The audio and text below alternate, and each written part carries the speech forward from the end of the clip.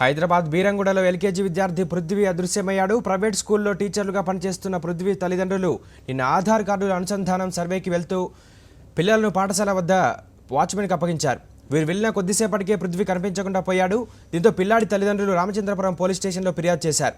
పూర్తి వివరాలు మా కరెస్పాండెంట్ తిరుమల అందిస్తారు. తిరుమల చెప్పండి.